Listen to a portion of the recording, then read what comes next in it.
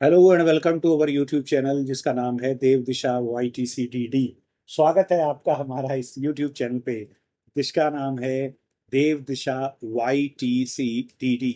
दोस्तों, आज हम डिस्कस करेंगे 50 बहुत ही महत्वपूर्ण प्रश्न जो LT के प्रश्न पत्र में संभावित अ, हो सकते हैं, और साथ में करेंगे इन प्रश्न पत्रों की व्याख्या। तो जुड़े रहिए हमारे इस यूट्यूब चैनल से और वीडियो को पूरा देखिए। और इन व्याख्याओं में भी बहुत सारे प्रश्न होंगे जिनको आप सुन सकते हैं और याद भी कर सकते हैं। पहला प्रश्न कथन पर है कि शिक्षा से मेरा तात्पर्य है बालक और मनुष्य के शरीर। पहली बात है शरीर, मस्तिष्क और आत्मा में पाए जाने वाले गुणों का चहुमुखी विकास। तो ये कथन है किनका? ये प्रश्न है, तो ये कथन है गांधी जी का। किनका कथन है? गांधी जी का। इसके बाद सेकंड क्वेश्चन है कि सावित्रीबाई फूले ने किस कार्यक्रम की स्थापना की थी? तो सावित्रीबाई फूले ने ये बालहीन मुलांचे शिक्षण की स्थापना की थी। सावित्रीबाई फूले के बारे में आप जानते ही हैं, ये भारत की पहली महिला शिक्षिका मानी जाती है, और इन्होंने पहली बालिका विद्यालय खोला था। और इसके अलावा इन्होंने अनाथ आश्रम भी खोला था। और इस तरह से यही बालहीन मुलाचे शिक्षण, यानी ये इन्हीं के द्वारा खोला गया या इन्हीं के द्वारा चलाया गया एक कार्यक्रम। हाँ, इसके बाद एक प्रश्न इसमें और भी आता है कि इन्होंने कौन कौन सी पुस्तकें लिखी। तो ध्यान रखेंगे, इनकी दो बड़ी प्रसिद्ध पुस्तकें हैं। एक है काव्या फूले, जो इन्होंने 1854 में लिखी थी। ध्यान रखिए, सावित्री बाई फूले की एक कविता संग्रह है जिसे हम कहते हैं काव्या फूले। ये 1854 में प्रकाशित हुआ था। इसके बाद दूसरा कविता संग्रह है जो 1891 में प्रकाशित हुआ था। इसका नाम है बावन कशी।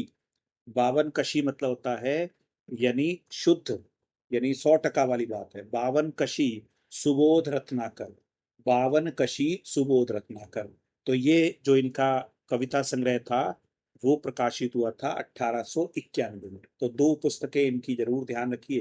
काव्या फूले, क्योंकि काव्या फूले से तो पहचान हो सकती है, लेकिन बावन कशी सुबोध रत्नाकर, इससे पहचान नहीं हो सकती, इसीलिए ये ज्यादा परीक्षा के लिए महत्वपूर्ण हो सकता है।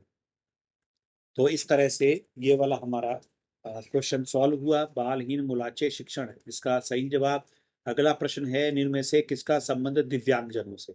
तो दिव्यांगजनों का संबंध है सुगम्य भारत से।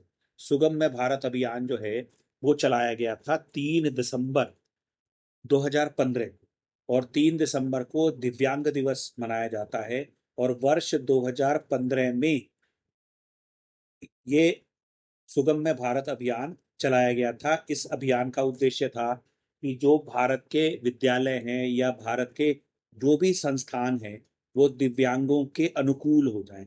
यानी वहां पर रैंप वगैरह बने, तो वहां पर दिव्यांगों की एक्सेस इजी हो जाए। इजी एक्सेस हो जाए यानी वो आसानी से पहुंच जाए। तो लिफ्ट लगाना, रैंप लगाना, ये सब सुगम्य भारत के अभियान के तहत आता है।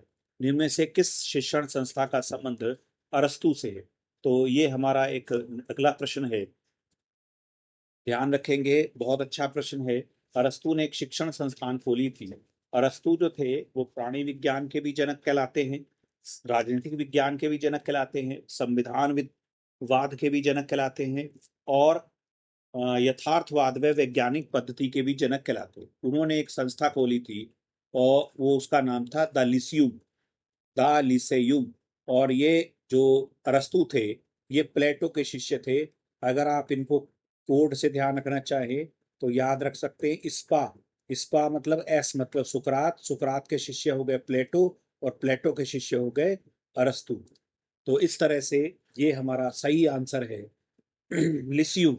इसके बाद अगर आप देखोगे, एक इसमें और लिख रखा है कि बालवाड़ी। तो बालवाड़ी किसने गठित की थी? बालवाड़ी किसके द्वारा स्थापित किया गया स्कूल था? तो बालवाड़ी स्थापित किया गया था गिज्जू भाई द्वारा। गिज्जू भाई जिन्हें हम कहते हैं गिरजा शंकर भगवान जी बधेका, और गिज्जू भाई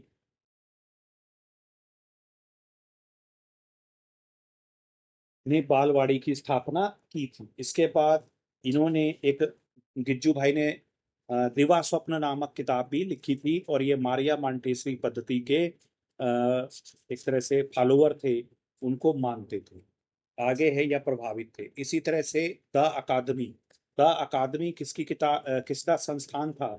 तो द अकादमी संस्थान था प्लेटो का, ध्यान रखेंगे, प्लेटो का। द अकादमी संस्थान था प्लेटो का, लिसियम संस्थान था अरस्तु का, और बालवाड़ी जो थी वो इनकी थी, बालवाड़ी गिज्जू भाई की। इसके बाद नेक्स्ट है विश्व भारती। विश्व भारती अगर आप ध्यान दे हो आपको, विश्व भारती हमने ये सारे वीडियो में आपको बता रखा है। विश्व भारती जो संस्था है वो रविंद्रनाथ टैगोर द्वारा स्थापित की गई। इसके बाद स्किनर ने किसे पुनर्बलक की श्रेणी में नहीं माना? तो इसका सीधा सीधा आंसर है और बहुत इंपॉर्टेंट क्वेश्चन है, दंड को। स्किनर ने दंड को पुनर्बलक की श्रेणी में नहीं माना। इसके बाद अगला प्रश्न है, किसे प्राकृतिक अभिप्रेरणा के रूप में वर्गीकृत नहीं किया जा सकता? तो जो प्राकृतिक अभिप्रेरणा है यानी नेचुरल मोटिवेशन है वो पुरस्कार नहीं है, पुरस्कार नेचुरल मोटिवेशन नहीं है। अगर आप देखेंगे तो प्राकृतिक जो मोटिवेशन है वो आपका तीन होते हैं, मनोदैहिक, सामाजिक और व्यक्तिगत।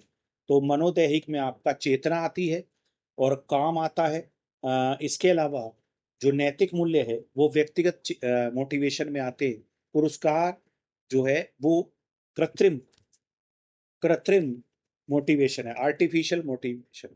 इसके बाद लिखा है सत्यम सुंदरम शिवम सुंदरम जैसे शाश्वत मूल्यों पर बल किस वाद ने दिया था? तो ये बल दिया था आदर्शवाद। किसने दिया था? आदर्शवाद ने। इसके बाद अगला प्रश्न है, मूल्यांकन के संदर्भ में कौन सा युग्म सही है? सतत मूल्यांकन। सतत मूल्यांकन में लिख रखा है कि सत्र के अंत में अंतिम ग्रेडिंग करना, तो ये एक गलत है। सतत का मतलब होता है लगातार, हमेशा चलने वाला। लेकिन यहाँ पर आप देख रहे हैं कि यहाँ पर जो मूल्यांकन है वो अंतिम सत्र के अंत में दिया जा रहा है। इसका मतलब यहाँ पर ये सतत मूल्यांकन नहीं है, तो ये सुमेलित नहीं है। व्यापक मूल्यांकन का मतलब होता है बहुत कॉम्प्रिहेंसिव मूल्यांकन, यानी आप बच्चे के हर पॉइंट ऑफ व्यू से उसको देख के उसका मूल्यांकन करोगे। तो सिर्फ परीक्षा के आधार पर नहीं बल्कि प्रोजेक्ट के आधार पर, प्रैक्टिकल एग्ज़ाम के आधार पर, यूनिट टेस्ट के आधार पर, तो लगातार ये मूल्यांकन चलता रहता है और ये काफ़ी व्यापक होता है। तो यहाँ पर ये नियमितता से कह रहा है, नियमितता से व्यापक मूल्यांकन का संबंध नहीं है, नियमितता का संबंध सतत मूल्यांकन से तो हो सकता है। अब ये वाला कथन बिल्कुल सही है कि व्यापक मूल्यांकन मतलब हुआ बच्चे के समग्र विकास का मूल्यांकन। तो सतत एवं व्यापक मूल्यांकन आप जानते हैं CCE, आजकल ये पद्धति है मूल्यांकन की CCE, continuous and comprehensive evaluation. अगला प्रश्न है, कौन सी विधि प्रतिभाशाली बालकों के प्रयोग में लाई जाने वाली विधि है? तो इसका आंसर है उपरोक्त सभी। रुचि सूची, और दूसरा है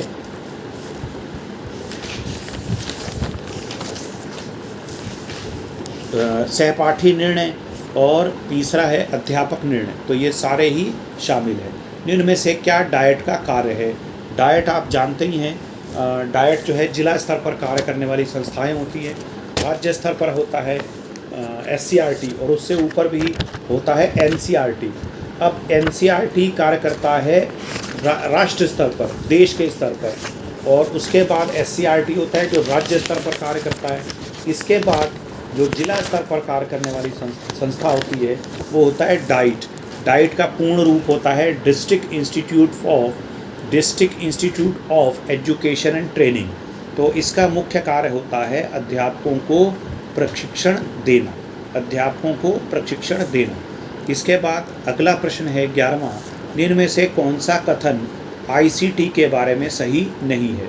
तो यह शारीरिक श्रम को बढ़ाता है। ICT मतलब इंफॉर्मेशन एंड कम्युनिकेशन टेक्नोलॉजी, ये शारीरिक श्रम को नहीं बढ़ाता है, ये कथन असत्य है, यानी सही नहीं है।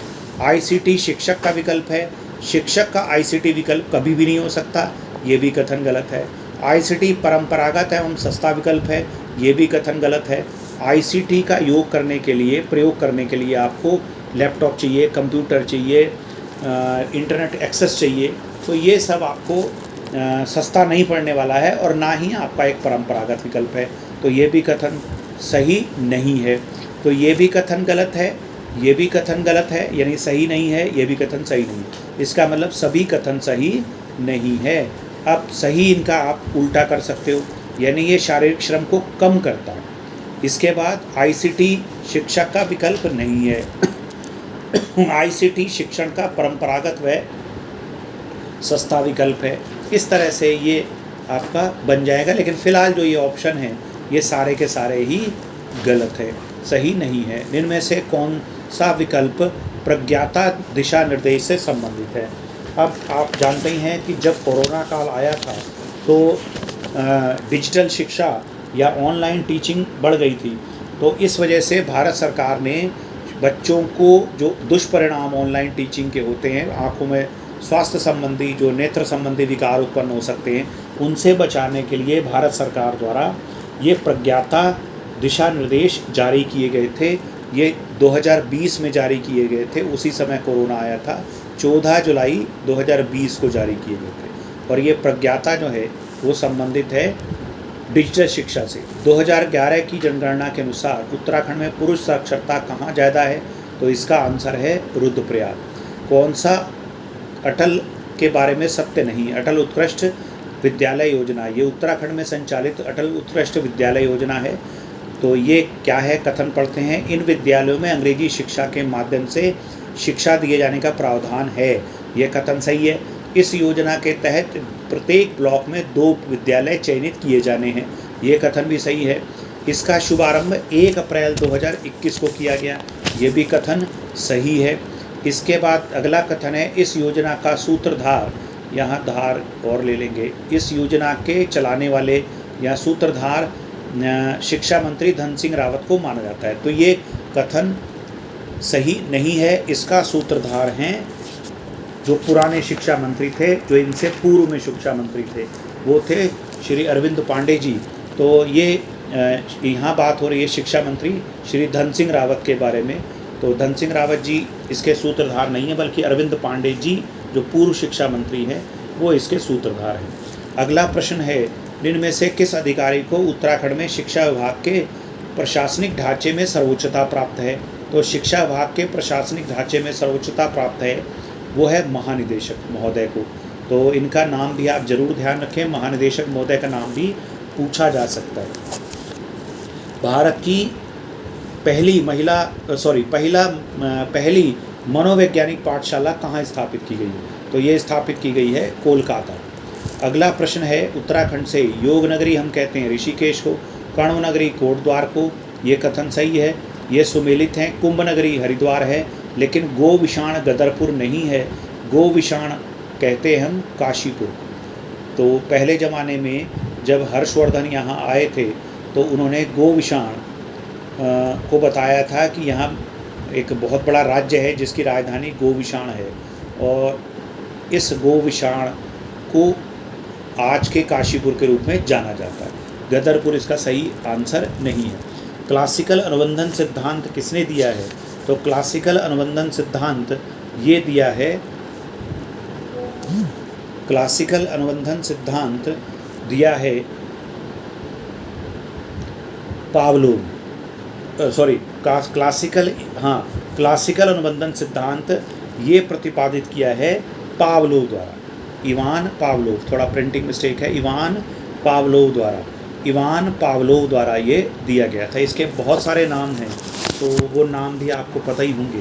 पावलोव ने जो ये सिद्धांत दिया था इसके बहुत सारे नाम हैं, जैसे कि इसे हम और भी नामों से जान जाते हैं। क्लासिकल अनुबंधन सिद्धांत, अनुकूलित अनुक्रिया सिद्धांत, अनुबंधित अनुक्रिया सिद्धांत भी इसको कहते हैं। तो ये पावलोव द्वारा प्रस्तुत किया गया था।